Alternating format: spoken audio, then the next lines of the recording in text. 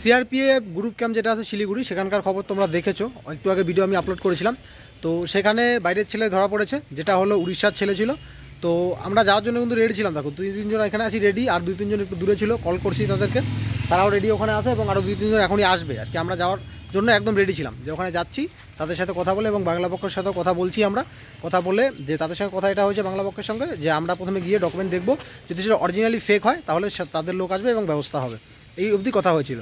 তো এখন জাস্ট কিছুক্ষণ আগে কল আসলো সেখান থেকে, মানে ওখানকার যে ছেলের সাথে কন্ট্যাক্ট হয়েছে, যার মানে যে ধরেছিল বিষয়টা, তার ওখান থেকে কল আসলো যে তার যে বিষয়গুলো আছে, সে যে অ্যাপ্লাই করেছিল আর কি, যাকে ধরেছে, তার সমস্ত কিছু পেজেন্ট অ্যাড্রেস এবং যেটা পার্মানেন্ট অ্যাড্রেস আছে, সেই অ্যাড্রেস দুটো কিন্তু মানে তাদের ওখানকার উড়িষ্যার। তো তার যেহেতু অ্যাড্রেস দুটো উড়িষ্যার এবং ডোমিসাইল যেটা আছে সেটা উড়িষ্যার, দেখো উড়িষ্যার সব কিছু আছে, এই জন্য সে কিন্তু ক্যান্ডিডেট জেনুইন আছে। এর জন্য আমরা আজকে গেলাম না, এবং ক্যান্ডিডেট যেহেতু জেনুইন আছে সেহেতু ওখানে গিয়েও কোনো লাভ হবে না। তার প্রেজেন্ট অ্যাড্রেস এবং পার্মানেন্ট অ্যাড্রেস যেটা অ্যাপ্লাই করেছে, সে অ্যাপ্লাই যেটা ডিস্ট্রিক্ট আছে তার ওখান থেকে অ্যাপ্লাই করেছে, সেটা দেখে প্রমাণিত হলো আর কি। আর যেটা অন্যান্য বিষয় আছে সেগুলো তাদের ওখানকারই। তো আমাদের এখানকার সিট কিন্তু সে নেবে না। কিন্তু ইউপি বিহারের যে ক্যান্ডিডেটগুলো আসে তাদের কিন্তু ডোমিসাইল ফেক থাকছে।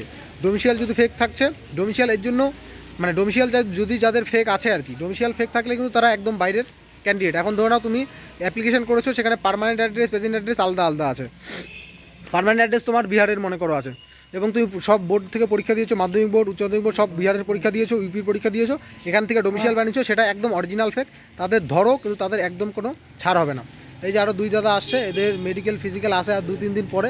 তো এদের যাওয়ার কথা ছিল না, কল করিনি ছেলেপেলেকে। এই যে আরও 2 জন চলে আসছে আমাদের, তো এদেরও কিন্তু যাওয়ার কথা ছিল, একদম ছেলে রেডি। এরা এখন জাস্ট আমার কাছ থেকে শুনতে পারলো যে যাওয়া ক্যান্সেল হলো আজকে শিলিগুড়িতে। তো এই হলো ঘটনা আমাদের, যে শিলিগুড়ি আজকের যে ঘটনা ঘটছে। এবং কি করতে হবে না করতে হবে, দেখো এখন তোমাদের যেটা ফিজিক্যাল মেডিকেল তোমরা দিতে যাবে, যারা কোয়ালিফাই করবে, যাবে তো একদিন আগে, সেখানে একদিন আগে তোমরা চেক আপ করবেই, দেখবেই। এবং যেখানে তোমাদের যাদের ক্লিয়ার হয়ে যাবে, যারা ফিট থাকবে, ফিট যারা থাকবে তারা কিন্তু অবশ্যই তোমরা ফিট হওয়ার অন্তত তারপরে 2 দিন ওখানে মানে থাকবে আর কি। 2 দিন থেকে তোমরা সেখানে চেক আপ করবে যে বাইরের ছেলে আছে কি নেই। আর বাইরের ছেলে যদি কোথাও কখনো ধরা পড়ে না পড়ে, বাংলা পক্ষের নাম্বার তোমাদের কাছে থাকবে আশা করি, বাংলা পক্ষের সাথে কথা বলে নেবে। আর বাংলা পক্ষের নাম্বার যাদের কাছে তোমাদের কাছে নেই, তারা আমার নাম্বার নোট ডাউন করে এখানে হোয়াটসঅ্যাপে তুমি মেসেজ করবে, নাম্বার আমি দিয়ে দেবো। আমার নাম্বার যেটা আছে হোয়াটসঅ্যাপ নাম্বার 8967981906, 8967981906, এই নাম্বারে হোয়াটসঅ্যাপ করবে, দিয়ে দেবো। তো তোমাদের যাদের ক্লিয়ার হবে ফিজিক্যাল মেডিকেল এবং সমস্ত কিছু যাদের ক্লিয়ার হবে, তারা অবশ্যই 2 দিন, অন্তত 2 দিন ওখানে থাকবে। 2 দিন থেকে সেখানে মানে দেখবে বাইরের ছেলে আছে কি না আছে। বাইরের ছেলে যাতে একটাও না থাকে, সেটা তোমরা ব্যবস্থা করে কিন্তু সেখান থেকে বেরোবে। যদি এটা না করো, তাহলে তোমাদের দেখতে পাচ্ছ কী পরিস্থিতি হচ্ছে। এবং যাদের 100 নিচে নাম্বার আছে, তাদের একটারও কিন্তু এবার তাহলে হচ্ছে না, যদি তোমাদের নাম আটকাতে যদি তোমরা না পারো কাউকে, বাইরের ছেলেদের। ইউপি বিহার থেকে প্রচুর ছেলে ঢুকে গিয়েছে। আমরা বর্তমানে যেখানে আছি, দেখো এটা আমাদের মেকলিগঞ্জের এসডি অফিস। তো মেকলিগঞ্জ এসডি অফিসে একজনও আমরা এখনও বাইরের ছেলে পাইনি, কারণ এখানে ভালোই কড়াকড়ি আছে। আমাদের ডকুমেন্ট বানাতেই প্রচণ্ড কড়াকড়ি, এখানে 2-3 বার ঘোরাঘুরি করে বানাতে হয়েছে। এই যে দাদারা আমাদের, কয়বার ঘুরছিস রে ডোমিসাইলের জন্য? কয়বার?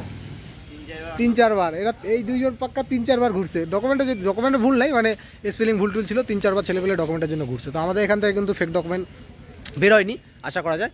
এবং তোমাদের যেটা বলা হলো, অন্তত 2 দিন করে থাকো ওখানে। 2 দিন করে থেকে ফিট হওয়ার পরে কিন্তু যারা ফিট হবে, 2 দিন করে থেকে চেক আপ করে সেখান থেকে বেরোবে, নইলে কিন্তু বাইরের ক্যান্ডিডেট আটকাতে পারবে না। আমাদের বাড়ি মেকলিগঞ্জ কোচবিহার ডিস্ট্রিক্টের আন্ডারে, এখান থেকে 100 কিলোমিটারেরও বেশি শিলিগুড়ি। তো আমরা কিন্তু এখান থেকে যাওয়ার জন্য রেডি ছিলাম। দীপঙ্কর ভাই, তুই আসছিস? এই দীপঙ্করের কথা বলছিস তুই? যাবে? আর আমি ওই দীপঙ্কর ভাবছি, একটা দীপঙ্কর আসন ওকে ভাবছি। যাই হোক, দীপঙ্কর অ্যাকচুয়ালি আমাদের 2টা আছে এখানে, তো এও যাওয়ার কথা ছিল, আমি ওই দীপঙ্কর ভাবছিলাম। তো এই হলো প্ল্যান। দেখো তোমরা ওখানে 2 দিন করে, অন্তত 2 দিন করে থাকবে। আমাদের ছেলেরা কিন্তু রেডি ছিল যাওয়ার জন্য, চলেও যেতাম। রজত স্যারের সাথে কথা হয়েছিল বাংলা পক্ষের। তো রজত স্যারও বললো যে যদি জেনুইন ফেক হয় আর কি, যদি ফেক ক্যান্ডিডেট হয়, কল করো, সাথে সাথে চলে আসবে।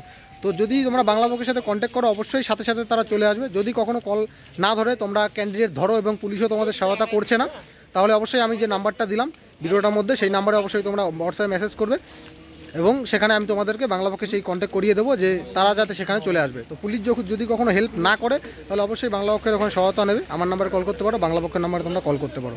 আর 2 দিন করে অবশ্যই তোমরা পাহারা কিন্তু দেবে সেখানে ফিট হয়ে যাওয়ার পরে।